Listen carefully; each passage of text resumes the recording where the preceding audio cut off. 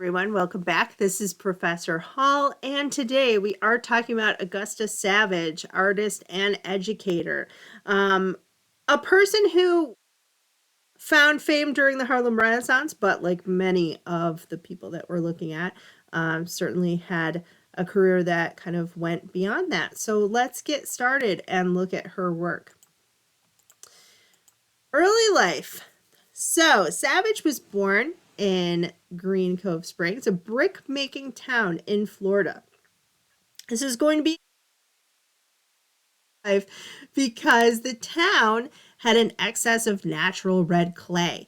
And Savage would visit the clay pits as a child and kind of started making mud pies, as you do when you're a little kid, and then began making small sculptures.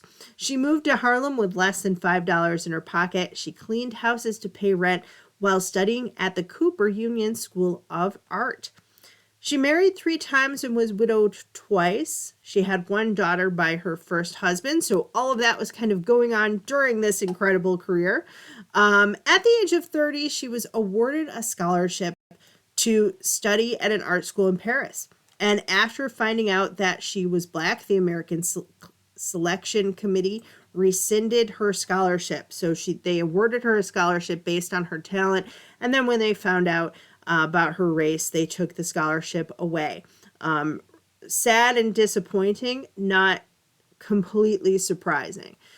So thankfully, she was able to go to Paris anyway. She exhibited her work eventually. She won multiple awards. And I love this little sculpture that she's got here of the goat that she's making. When she returned to Harlem, she began giving free art lessons, and Jacob Lawrence was one of her students. We talked about him in a different presentation. Later, like many of the people that we're studying, she blended activism with art. She sculpted the busts of many African American leaders, and in 1939 was awarded a commission to create a sculpture for the World's Fair. We're going to see that sculpture in a moment. So Savage left Harlem in 1945. She had a very dangerous man who was stalking her, and many people believe that that is the reason that she left. There were records of him, escalating his behavior, basically. So she retired to a farm, but she continued to mentor others, and she died from cancer in 1962, but by that point had really influenced a whole second generation of artists, even again past the time of the height of the Harlem Renaissance. So this is some of her work. This is a sculpture in like red clay, reminiscent of the things that she would have done as a child, but with just really incredibly detailed when you get up to it. I mean, it's quite lifelike, right? The ear here and the lip, the way that the eyes are formed, it looks quite realistic. If you told me that somebody just generated, then they put into it like an AI art generator and said like a baby head made out of clay, that's how perfect this looks to me. And then we have her here sculpting. So a lot of her sculptures look almost like bronze, but they're actually plaster. And because of that, not a lot of her work still exists today. We'll see what happened with her sculpture from the World's Fair.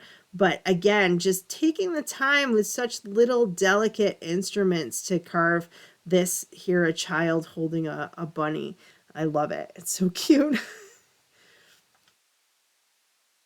These are some of the busts that she did of famous African Americans. Again, they look, this I believe is Langston Hughes as a young boy, but I could be mistaken.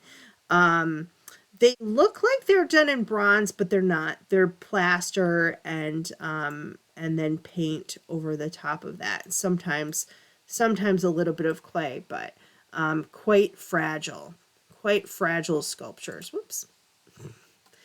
So this is the sculpture she did for the World's Fair. You can see just how large it is here. I put this picture in specifically because you can't tell when just looking at it what it looks like.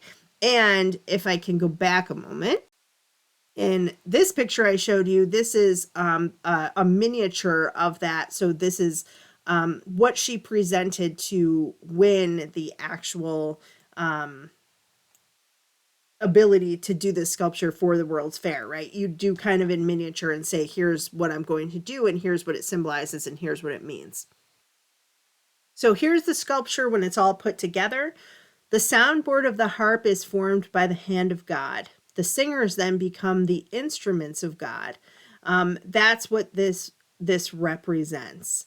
And 5 million visitors to the World's Fair. It's a huge event. And they saw the harp. It became the fair's most photographed, or one of the most photographed things at the fair. It was 16 feet high when it was completed. That would include the base, and made of plaster, painted plaster. It was destroyed and smashed by cleanup bulldozers at the end of the fair.